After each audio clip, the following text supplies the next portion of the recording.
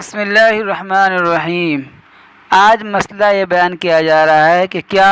مالدار اگر والدہ ہوں اور اس کے یتیم بچے ہوں تو اس یتیم بچے کو ماں کے مالدار اور صاحب نصاب ہونے کی صورت میں زکوٰۃ دی جا سکتی ہے یا نہیں۔ یہ مسئلہ غیر مستحق والدہ کے یتیم بچے کو زکوٰۃ دینے کا حکم کہ اگر کسی نابالغ یتیم بچے کی والدہ یعنی ماں مالدار ہونے کی وجہ سے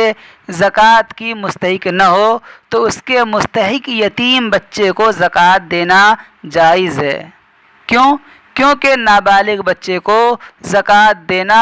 اس صورت میں جائز نہیں ہوتا جب وہ خود بھی زکوٰۃ کا مستحق نہ ہو اور اس کا والد بھی مستحق نہ ہو، یعنی دونوں صاحب نصاب ہوں یا اس کا والد صاحب نصاب ہو،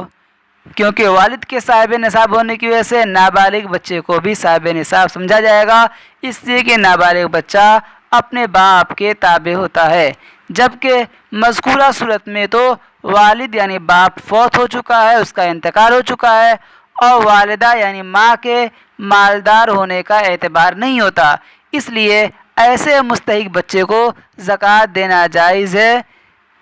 جس کی ماں جو ہے زکوٰۃ کی مستحق نہ ہو۔